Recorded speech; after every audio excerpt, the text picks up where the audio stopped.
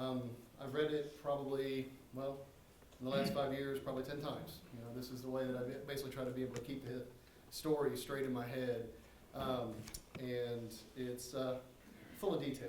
And it seems like every time I pick it up and every time I read it, there's something else that stands out at me that either I didn't remember or had glossed over the first time. So just very, very happy to have y'all here to sort of dissect this one and only biography written about our one and only William Blount. So just want to say thanks again for coming, and if anybody needs anything, just give us a holler. Otherwise, Michael Jordan will introduce Dr. Magra. Michael Jordan's here? Yeah. Wow. I know. Thank you so much for coming. We're thrilled that you're here tonight. It's really exciting to see people who care about Knoxville's history and want to learn more about it. William Blount's history is not just Knoxville history. William Blount was a major player of his day. Why is Blount Mansion a National Historic Landmark? The only National Historic Landmark in Knox County. Who can tell me other than Dean and Laura? Does anybody want to? Carol? That's correct. He signed the U.S. Constitution. Depending on how you count, either 38 or 39 people did. The 39th was the witness. He didn't agree to any of it. He just said, yeah, I agree that they're all here, and they signed it, so I'll sign it too. But there's only a handful of Constitution signers' houses that you can visit today. There are 10 or 12, right, Dean, that are still standing? Dean ran this to ground. He researched every single one of them. Some of our volunteers. 9 that are open to the public. And this puts us in company of places like Mount Rushmore, Mount Vernon, like James Madison's house, Montpelier. So this is a physical connection to the document that created our system of government. So this is more than just an old house. It's also the place where Tennessee starts. James White's Fort is the first structure in Knoxville, and that's where Knoxville gets its start. This is where Tennessee gets its start. George Washington appointed William Blount to take the steps needed to create the state of Tennessee. And that piece of silver underneath the speaker over there, it looks like performance art, doesn't it? That is, we believe, we have every reason to believe, George and Martha Washington's silver that they gave to William Blount and his wife when they gave them this job as a sign of how important it was and the trust that they were putting in them. Now, nobody is perfect. No one living, no one dead. William Blount is certainly no exception. If you haven't heard his story, you'll hear some things tonight that may shock you. We held an event here last Tuesday night called Impeachment 101 because William Blount was our first federal impeachment. And you'll hear that story tonight too. He was not convicted, he was only impeached. It's important to point out. But we embrace that story too, and we want you to think of Blount Mansion as your Constitution connection. This is a place where we hold events to discuss in a nonpartisan way the ideas that unite us all as Americans, the founding ideas of our country, and also to discuss important things that are happening today as well as in history. So I guess the bottom line that I want you to take home tonight is that the story continues, and this is a place where you can come to be involved in our democracy. We are growing our field trip business. We went from just a few hundred students a year last year to more than 1,400 this past calendar year, which is exciting for us. And the applause for that goes to volunteers, people like Dean Novelli. Who else is here for field trips? Laura Arnett Smith. I always get your last name wrong. I got it right tonight. We have a staff of 1.5, and I'm the 0.5. I'm the public relations director and marketing, and David Hearns is the director. Everything else that happens here is volunteer-based, and there are at any given time between 15 and 25 people who make that happen.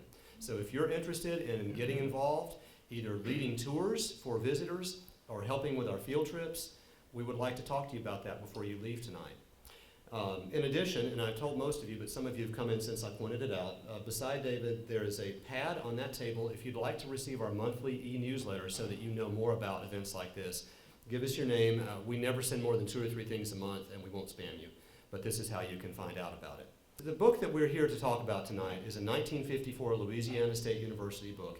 As Dave said, it's the only biography of William Blount. Just like the man, and I just touched your iPad, Chris, I hope I didn't change anything. Just like the man himself, the book is not perfect, and we knew that. And when we engaged Dr. Chris Magra from UT, who is a fabulous speaker and the author of articles and books of great repute, he said, I will come and do this for you, but you must promise me that we're not just going to spread sunshine about the book. I want to be able to critically analyze it. So because we know that history as a discipline changes and the things that we expect from it as readers and as historians change, we want to take a critical look at how the research was done for the book, how the story was written, not just its shortcomings, also its strengths, but what remains to be done, what other avenues for inquiry exist as we discover more about the story of William Blount, the federal territory that became Tennessee, and the things that he did. So without further ado, I'd like to turn the program over tonight to Dr. Chris Magra from the University of Tennessee, and there will be time for questions, I think, at the end.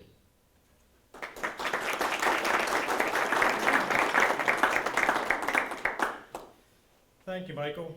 I'd like to thank Michael for inviting me to give this talk. It's also nice to see the Executive Director, David Hearns, here. David was kind enough to participate in the American Revolution Symposium. Anybody here come to the American Revolution Symposium a few years back? Okay, it was a wonderful event. We had over 250 people for that, and David was nice enough to take time out of his schedule to do that. I'm also glad to see Lisa Oakley here in the audience. If any of you love the East Tennessee Historical Society as I do, hope you'll become members. There's no one here who champions East Tennessee history more than Lisa Oakley. Really appreciate you being here, Lisa. And thank you all for coming. Really appreciate you being here. Mark Twain was once asked to review Jane Austen's Pride and Prejudice. This is my wife's favorite book. Want to know what Twain thought of the book? Twain said, "I haven't any right to criticize books, and I don't do it, except when I hate them." He went on to say, "I often want to criticize Jane Austen, but her books madden me so that I can't conceal my frenzy from the reader, and therefore I have to stop every time I begin. Every time I read Pride and Prejudice, I want to dig her up, beat her over the skull with her own shin bone." I don't share Twain's pride or his prejudice. I've published over 50 book reviews.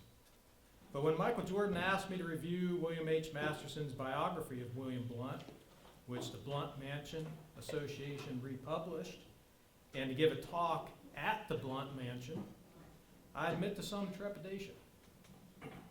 What could I say about the book? What would I say about the book? Let's find out. I'll tell you what I liked about the book.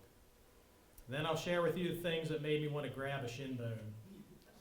Toward the end of the talk, I'll suggest some future opportunities for anyone interested in investigating Blount's rich history. And I hope some of you do here, especially some of our students at UT. Hope this talk inspires you and you get interested in Blount's rich history. By the end of the talk, I hope none of you want to beat me over the head. Masterson was himself a controversial figure. The state of Texas has a complete file called the Masterson Controversy that details the 5 turbulent days he was president of Rice University.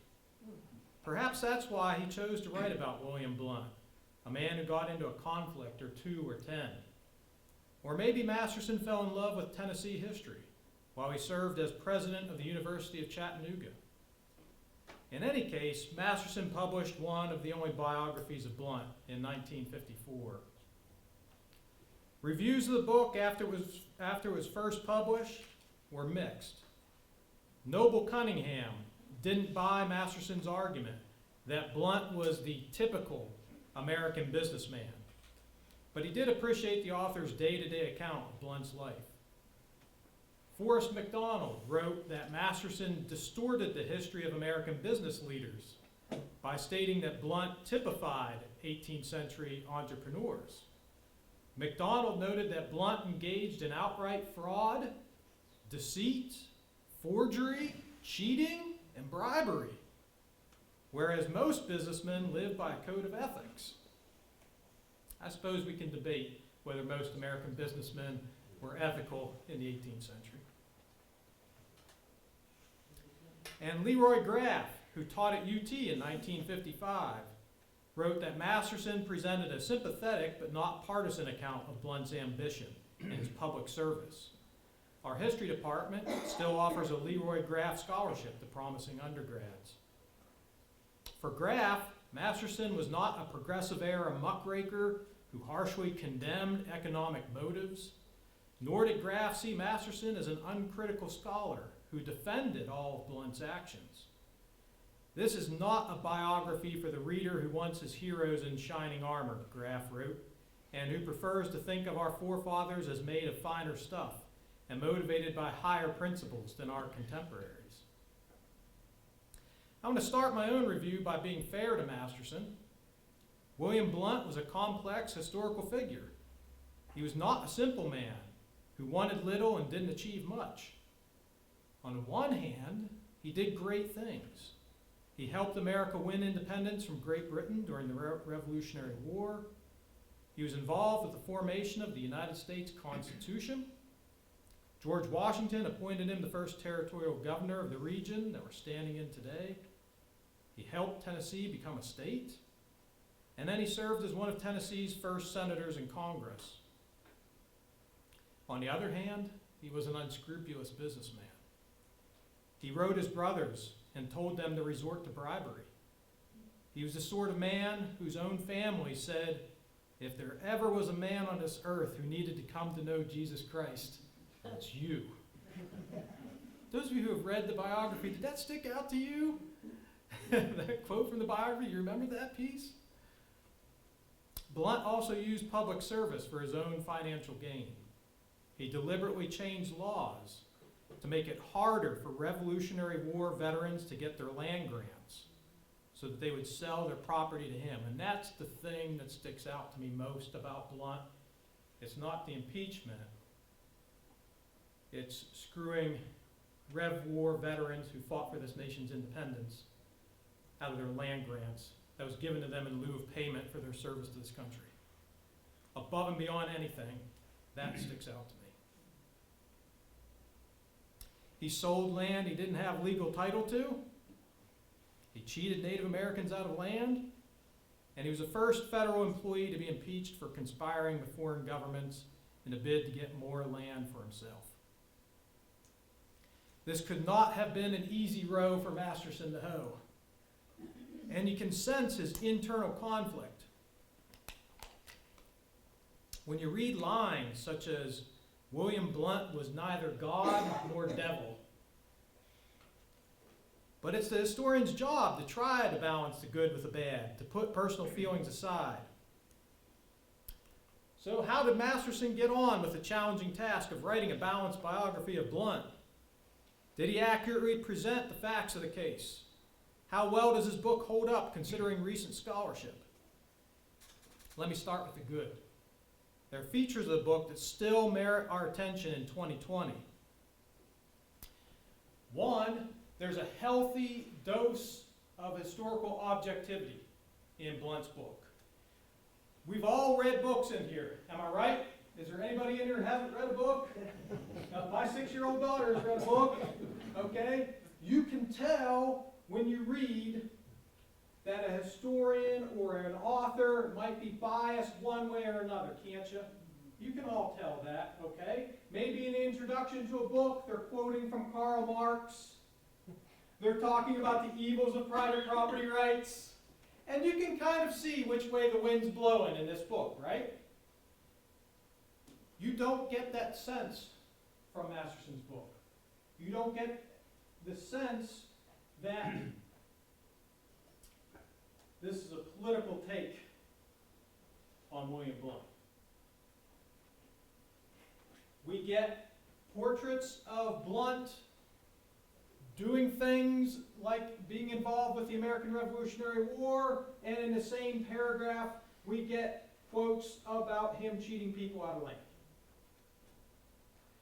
We get paragraphs that are devoted to Blount's love for his family, interspersed with little bits, little nuggets about him selling slaves to make money to pay off debts.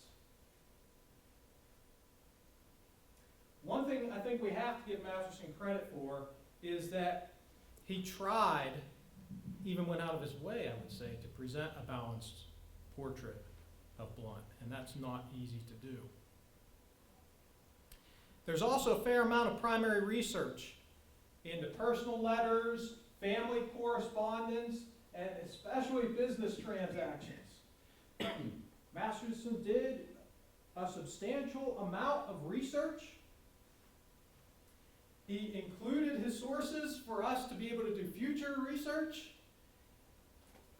And I think out of any of these sources, the land deals that Masterson recorded stick out for me as being particularly impressive. Here is an individual who spent his life engaging in real estate speculation of the highest order, hundreds of thousands of acres of land, many, many transactions. I don't know about you all, I try to keep track of receipts. How many of you can document your own transactions for the course of your own life? Not many of us can. Masterson did this for Blount. I don't think we'll ever top accounts of his real estate transactions. Masterson's account also covers the span of Blount's life, from before he's born to after he dies. There isn't a section of his life in which there's a large gray area in this book. There isn't a section of Blount's life in which you would say, boy, it'd be nice to have a chapter on that. From start to finish, his family ancestors, afterwards, Masterson covers the trajectory of Blount's life. Now, no book is perfect. No historian is omnipotent. Y'all get that? So it's okay that I'm going to now talk about things that are wrong with his book. Like there are things that are wrong with my books, okay? No one's perfect, so it's all right. Now, what mistakes did this historian make? I want to talk about Blount's impeachment. Blount's impeachment trial was the first ever in U.S. history. The entire process lasted from 1797 to 1799. As the first impeachment trial in U.S. history, it was immensely important in terms of setting legal precedents for future impeachment trials. And Blount's death 1 year after the trials cannot have been a coincidence. The trials end, 1 year later he dies. But Masterson presents the impeachment of Blount as a minor incident. In Masterson's own words, Blount's speculative failures, his real estate deals in frontier lands that fell through, brought Blount low, not the conspiracy. It's Masterson's own words. It's his failed real estate ventures, not the impeachment, that brought Blount low. For Masterson, Blount was a real estate speculator first and a politician second. He's a real estate speculator first and a politician second. Masterson writes, political place and power were to Blount the handmaidens of business profit. So a little political scandal was not a big deal in Blount's life. He just retreated to Tennessee, kept doing business. Masterson further waters down the impeachment trial by drawing sharp lines between Eastern and Western politicians in America. For Masterson, the impeachment trial was only a stinging condemnation for Eastern Federalists. Men such as John Adams and George Washington, it mattered to them, and not many other Americans. We hear that today, right? That impeachment is just a political football. It only matters to certain people, right? We hear that today. But for Western anti-Federalist frontiersmen, such as Andrew Jackson, John Sevier, and William Blount, the impeachment trial was a sort of badge of honor. Masterson writes that, quote, anti-federalist Tennesseans were no whit intimidated or converted by the supposed misdemeanors of their representative, end quote. Masterson even goes so far as to call the impeachment trial a quote-unquote victory for Blount. This is too much interpretation for the facts to bear, my friends. It's just too much interpretation. Blount was the first person in U.S. history to go through the impeachment process. His name and the Blount family name that he cared deeply about were dragged through the mud for 2 years. And he died 1 year after the trial. Blount's impeachment trial was also historically significant. The impeachment process established a precedent that members of Congress can't be considered civil officers, thus we cannot impeach them under the guidelines of the U.S. Constitution. Members of the House of Representatives and the Senate can only be removed from office with a 2/3 vote from their respective chambers. So today, in 2020, we can impeach presidents and political appointees such as federal judges, but we can't impeach senators. Perhaps this makes the United States less democratic. Perhaps this violates the spirit of the Constitution by enabling corruption among politicians. And as for Blount himself, he was a climber who was never satisfied with staying on the lowest branch. He also cared deeply about his family, deeply about his family name. That's why he tried to physically run away from the impeachment process in our nation's capital. That's why he refused to attend the impeachment trial in person, even when the United States Senate sent its master at arms to his house to fetch him. And that's why Blount died in 1800. I do believe the impeachment killed him. I do believe the impeachment killed him. His expulsion from the Senate put a cap on his political career. As an impeached and expelled senator, he had no chance of ever holding a federal office.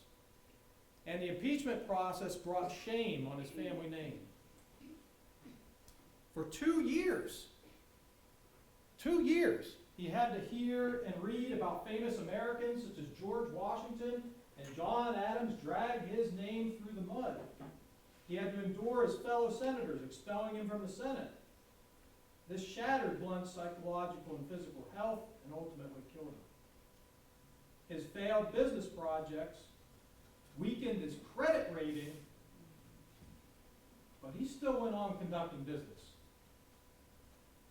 The impeachment of William Blount put a cap on his unquenchable political ambitions and ended his life. I think Masterson deliberately downplayed the significance of the impeachment. I think he did this to shift Blount's legacy away from politics and on to business.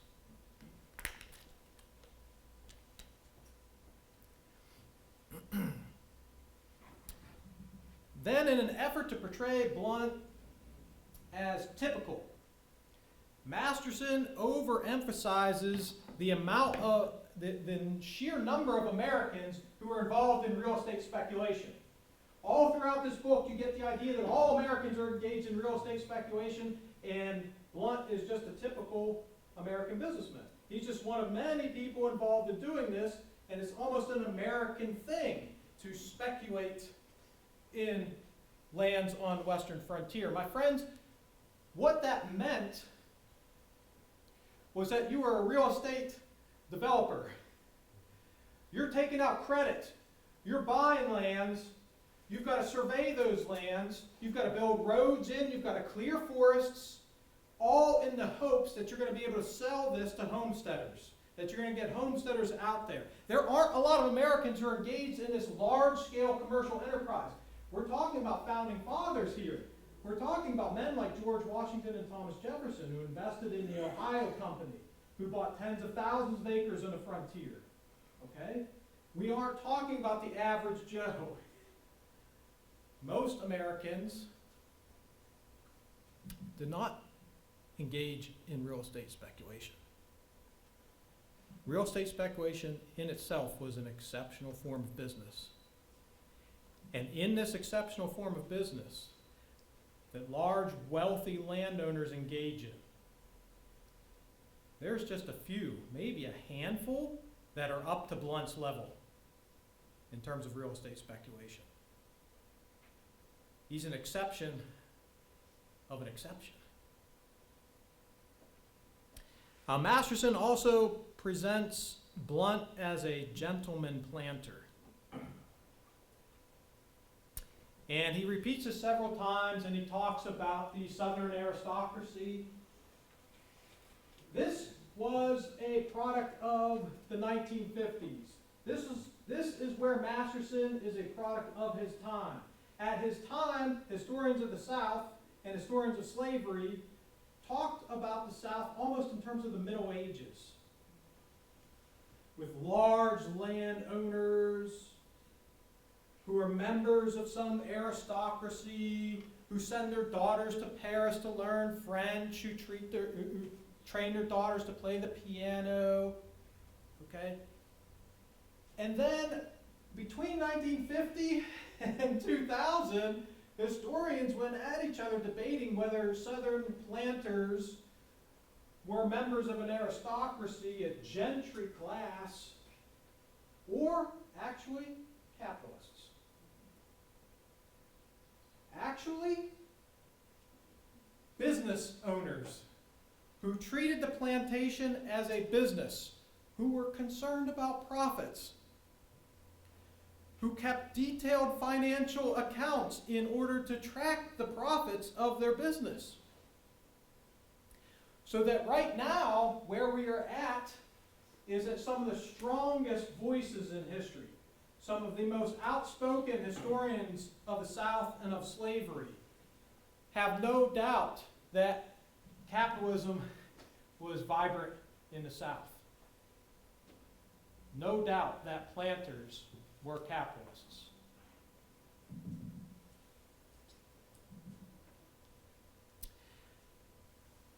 And speaking of slavery, Masterson doesn't do nearly enough with slavery. Any of you read that book, I don't care who you are. I don't care who you are. And I don't care what your sense is of slavery in the South before the Civil War. Any of you read that book, and you see a little snippet here. One of the earliest mentions in the book, William Blount was an overseer for his father. What? And that's it. We're moving on. The train's out of the station and on the tracks. Okay?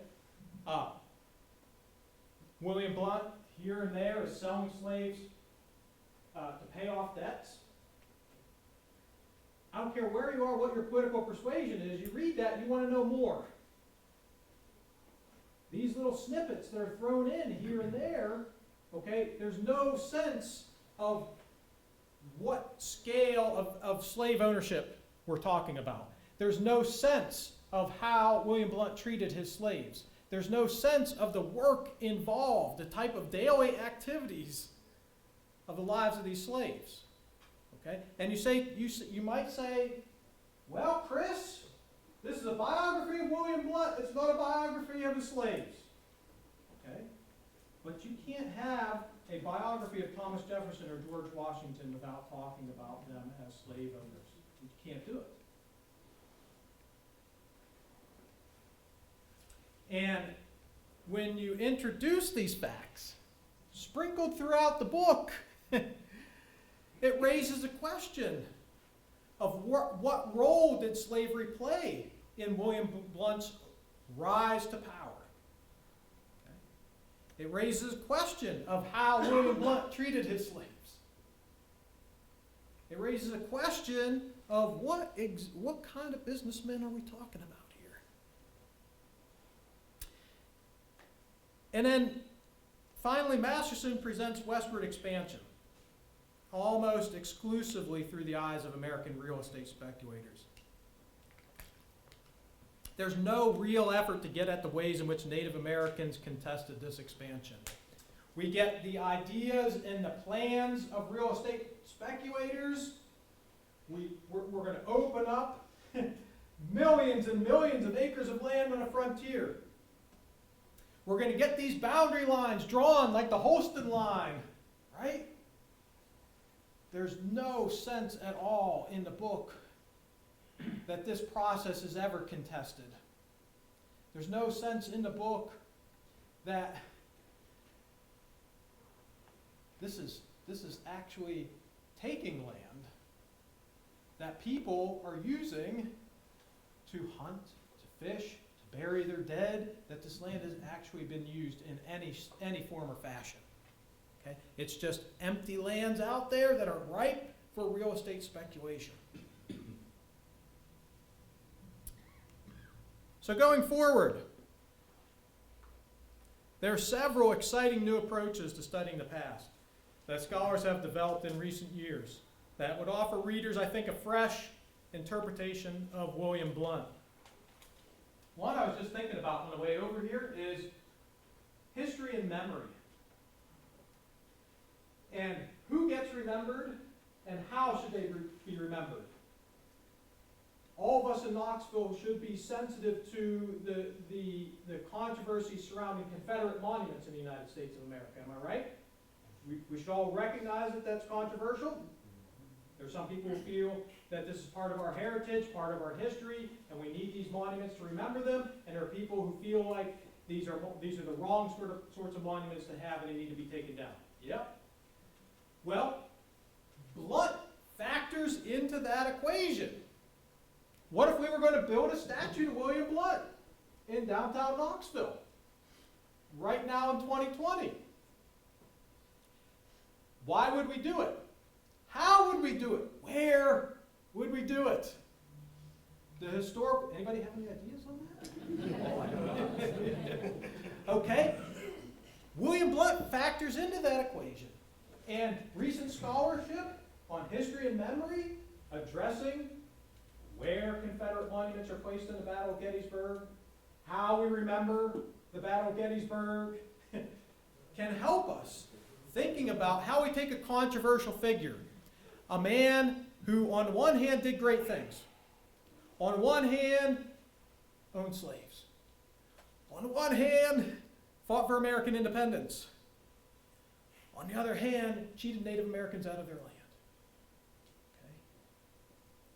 How do we grapple with that? I think William Blount can help us do that. I think his story can help us do that. I was also thinking, man, it'd be timely for somebody to publish a book on Blount's impeachment. I think it would probably have to come out this year.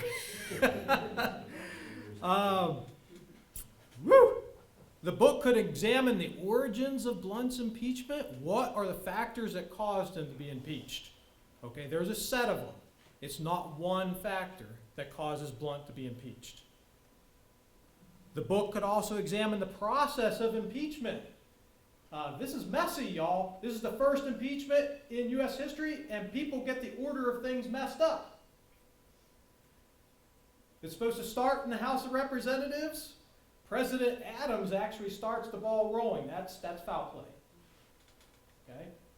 The House of Representatives is supposed to start the ball rolling. The Senate expels Blount 5 days after Adams tells him, you ought to do this. Okay? That's foul play.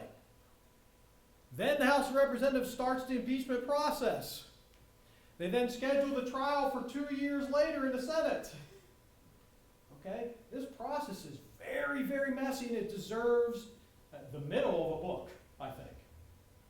And then there's the results of this impeachment. My friends, we need to stop telling ourselves here in Knoxville, we need to stop telling ourselves here in the Blount Mansion, if we are, that the impeachment process was no big deal. Okay? And we need to start tracing the legacy of impeachment. What did that mean for the United States of America? What does that mean for us in 2020? Has direct bearing on our democracy, whether you feel it strengthens our democracy or weakens our democracy.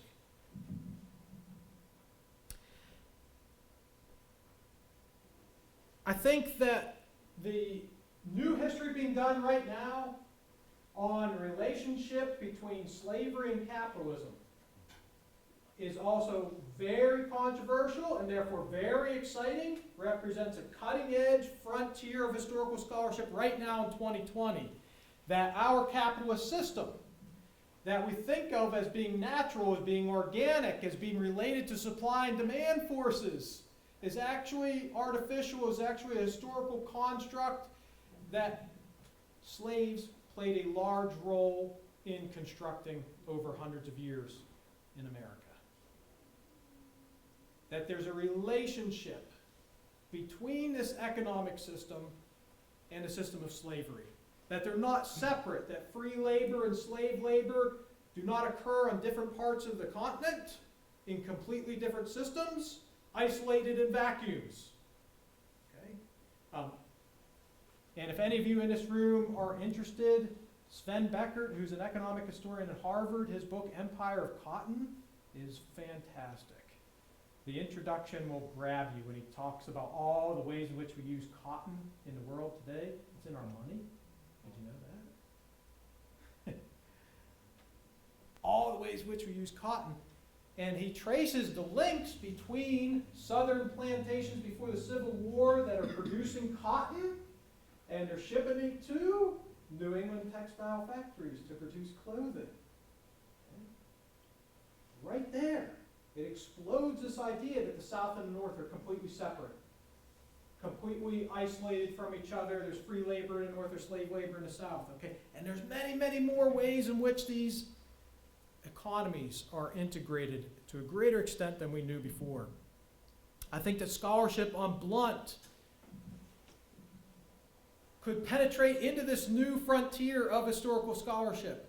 Right? Take Blount's businesses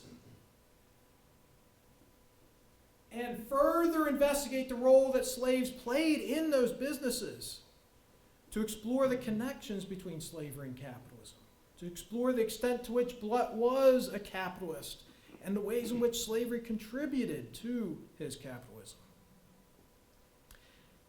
Some of my favorite books on colonial American history now have to do with the frontier, have to do with Native American historians pushing back on this manifest destiny approach to history, that it's just the white man's burden to come to North America and to expand westward and Christianize all these good folks.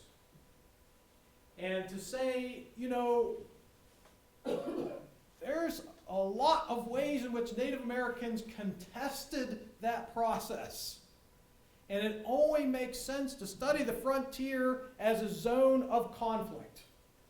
It only makes sense to study that. And anybody who examines the history of the frontier, you know there's a heck of a lot of conflict on the frontier. And I think Blount can further and can advance that scholarship by helping us understand how one of the largest real estate speculators, an individual who's almost solely responsible for a lot of the westward expansion in the Southwest, how his business, his real estate deals were contested every year.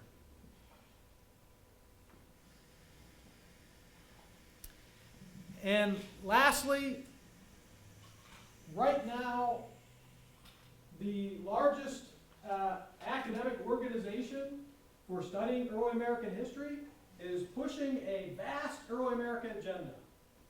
That's to say, let's keep what we know and love about colonial American history, the 13 colonies and the origins of the United States of America. Let's keep that, and let's examine the ways in which people went outside of those boundaries through the movement of people's goods and ideas, how they're connected, like Blount, to the Caribbean in important ways, how they're connected to Africa through the movement, the forced migration of millions of human beings. Blount's business operations were not restricted to North America. Blount did not think only in terms of North Carolina and Tennessee. As much as he loved North Carolina and Tennessee, that wasn't his world, friends. And any of you read Masterson's book, and if you read the Blount papers, you know this is a cosmopolitan man of the world who's concerned about news from Europe, who's concerned about overseas trade, who's concerned about businesses in the Caribbean. Blount's life can help us to explore this vast early America that the Omohundro Institute wants to talk about. I want to conclude by thanking all of you for your attention. I also want to say this is just my take on the book. If you read the book and you have a different interpretation, let's talk about it. And if you have an idea for a new book on Blount, then please share it with everybody. I'd love to see more scholarship on William Blount. I really would. Thank you all. I welcome your questions.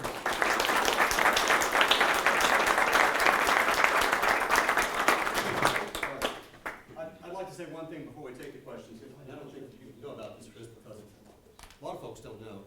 Lisa Oakley, who is now at East Tennessee Historical Society, wrote her master's thesis in 1994?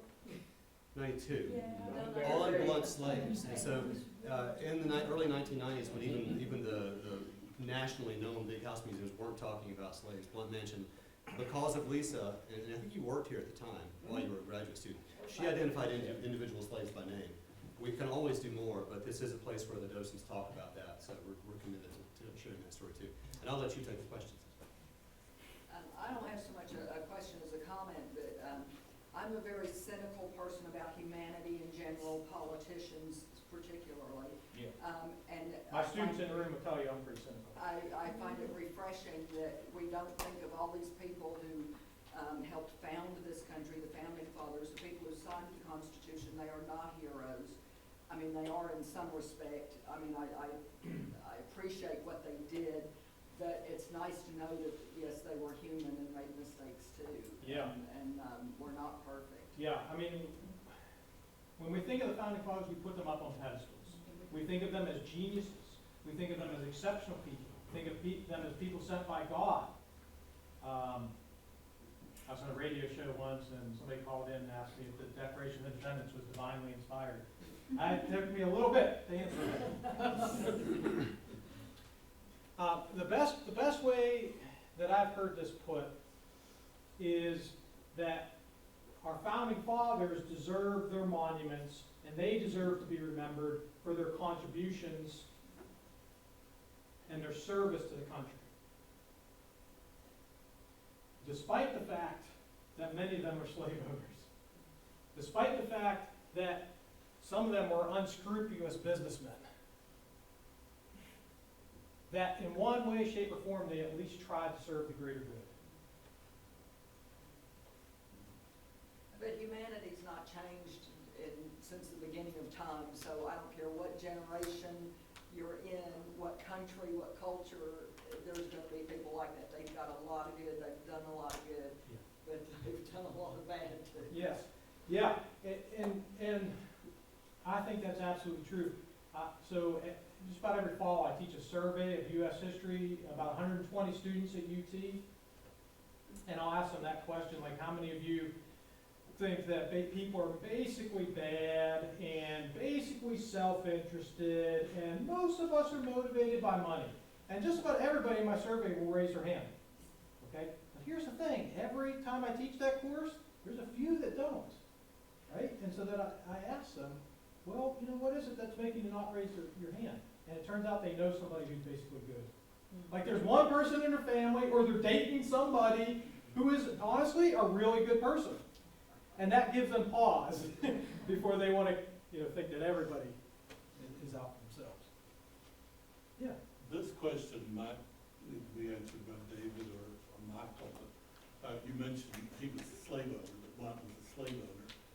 Well, this doesn't look like a plantation here, that there have been a lot of slaves. Did he have slaves around here? How big was the property at that time? They had about 29 slaves total. Some of them were in domestic servitude, and then a lot of the other ones are skilled labor.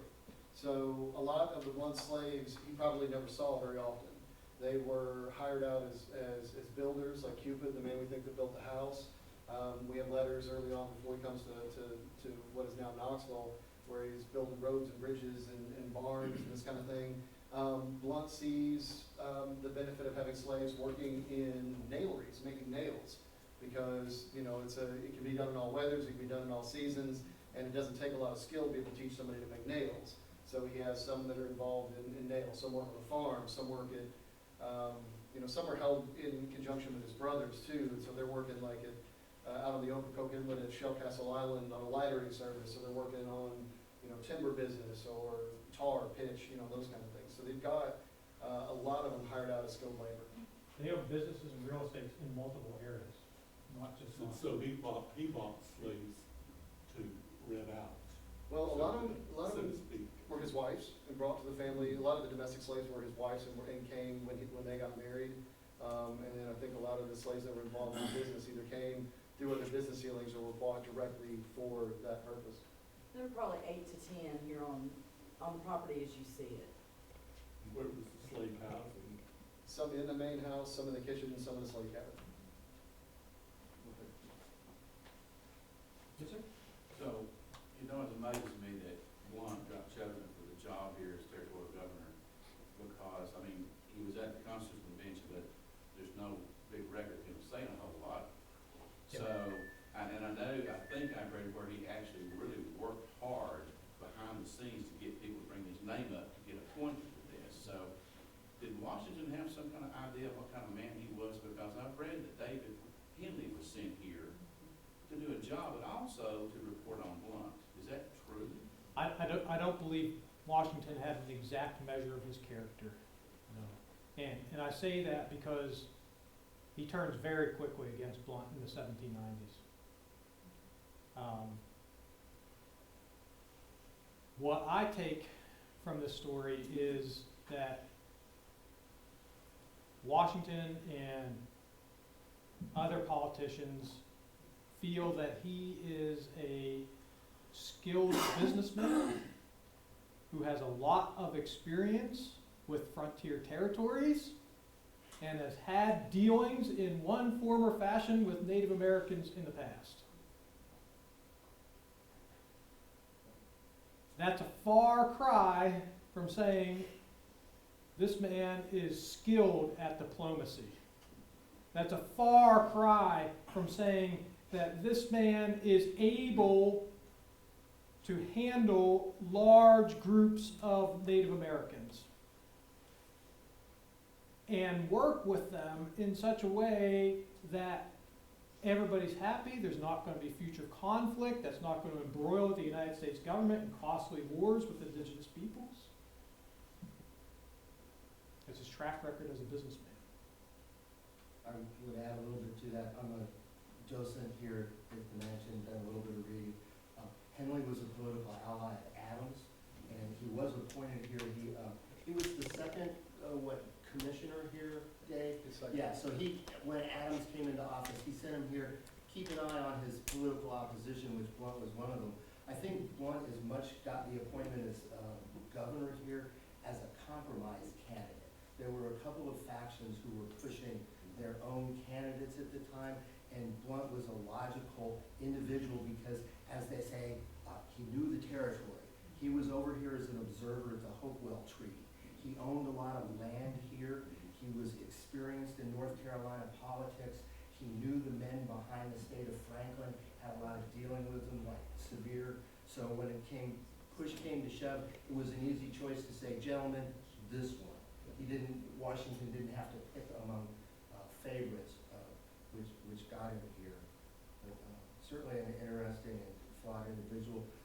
Lisa, is it 27 or 29 slaves in that deed when he transferred everything? It's 29. Is it 29? I have done a survey of Knoxville slave ownership. 29 slaves would put him in the top 5%, if not top 1% of any decade up to the Civil War. So he was a huge slave owner. And also my impression of Knoxville slave ownership, you'd split it up. A large quantity of them were used as domestic servants as skilled labor versus plantation labor. Certainly there was a cohort of slavery where they were working the farms for the individuals here. And you can triangulate that too as the South in general. Wilma Dunaway, who got her PhD at UT, actually counted the number of slaves in the South before the Civil War. And most Southerners didn't own slaves at all.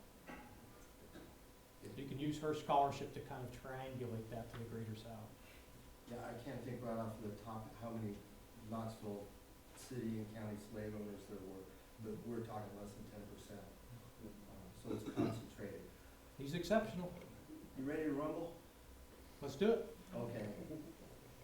I loved your talk. I think you've built two straw mans. I think you built one out of Masterson. I think you built one out of Blount, and you've done a great job of beating them up. I think there's a lot of truth behind what you were talking about. I want to talk about Masterson.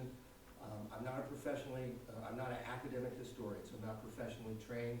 So, but I do know the 1950s were a very problematic time for people writing histories, and he seems to have fallen into some of that, which you covered, and I would agree with. My impression from reading his book, and if you have trouble falling asleep at night, it's a great read. It took me several attempts to get through it. He really goes into the weeds in North Carolina politics, something that I can't really judge the veracity of what he's talking about, but I get the impression that maybe he was following the documents that were available to him at the time, because certainly some of his interpretation of the house and the family that he wrote about in the 1950s differs from what we know to be the interpretation today. One mistake that he makes is that he thinks that the mansion as it sits there today is the mansion that William Blount lived in. If you go on the tour, you will find out that actually it's only the central portion that was his house.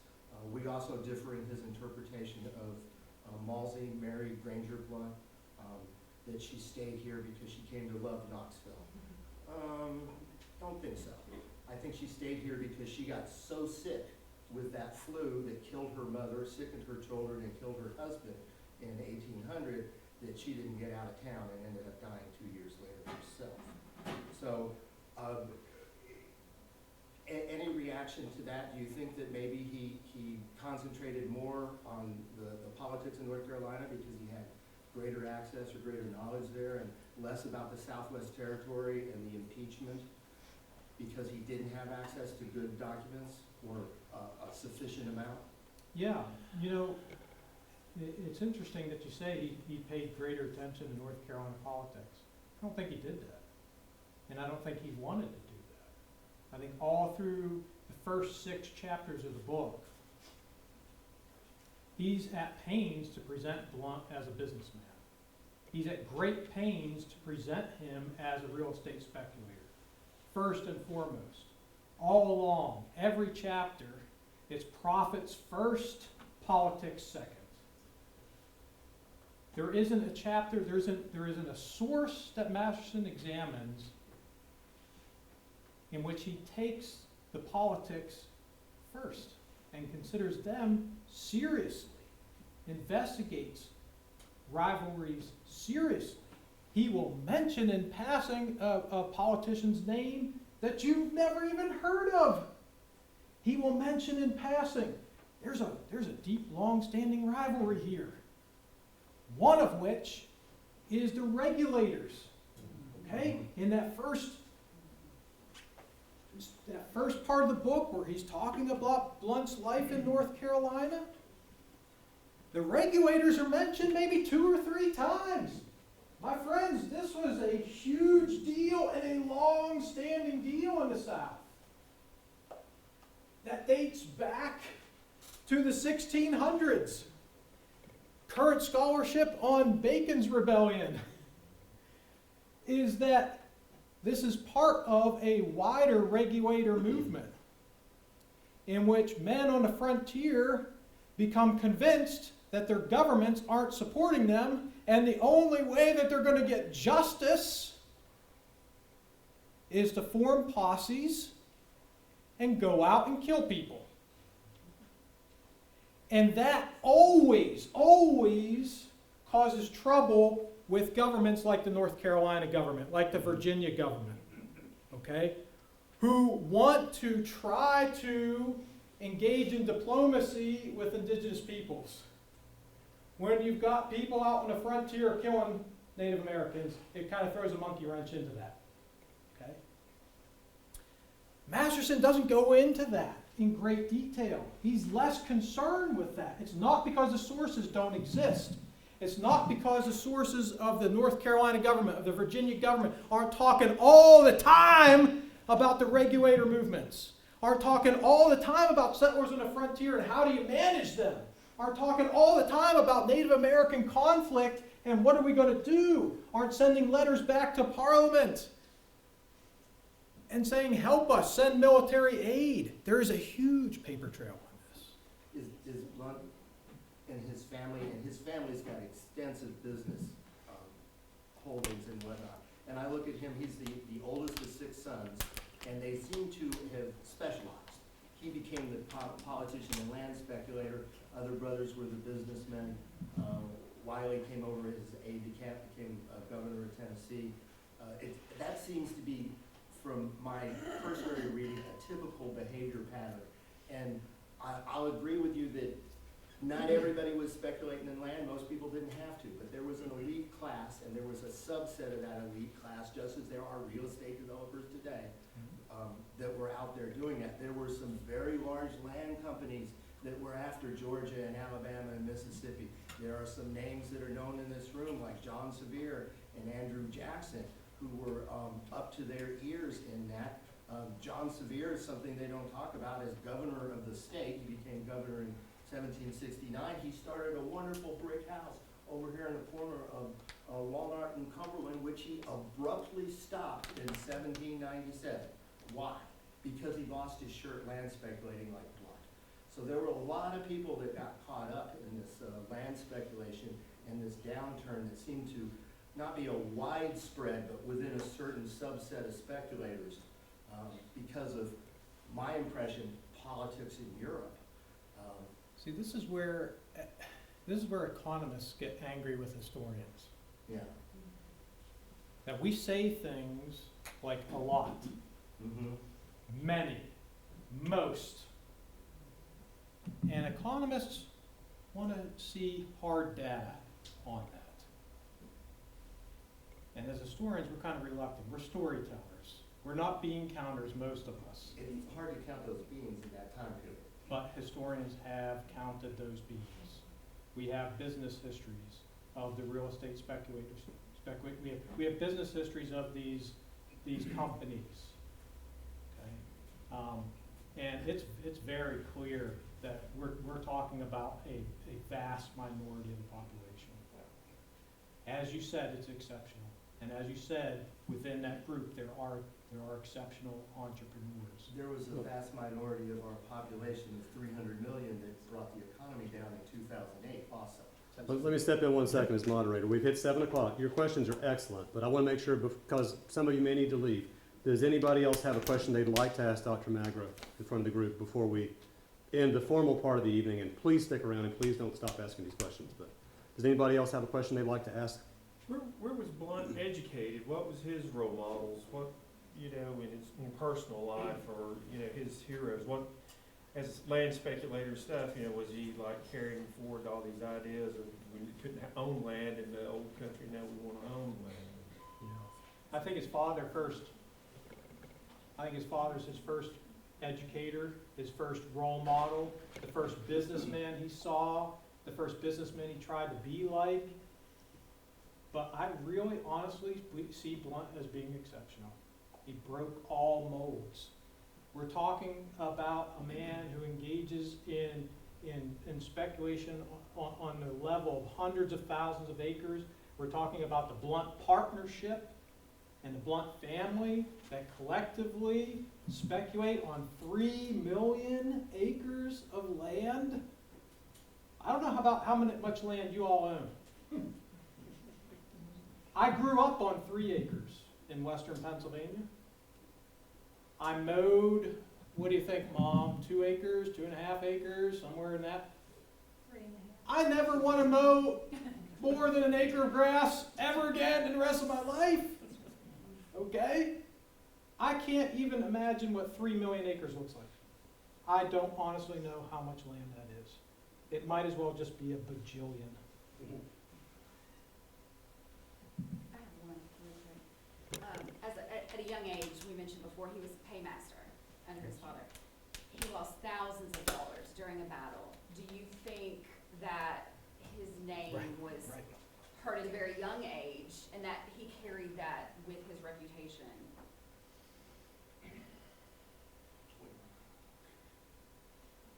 Yes, it had to have I think it penetrated him as far as caring about his family's name. And wanting to prove otherwise. Now, as far as shame, did he personally feel like, I lost that money? No, I don't think that bothered him personally. How many consequences do you think, besides shame on his name, do you think he received from that? I don't remember reading any consequences. Basically inquiring in the army, that was it. Yeah, there's so, Yeah, it was the on- Revolutionary War is such a wild west. You know, the American government has so many problems paying for its troops, importing and paying for gunpowder.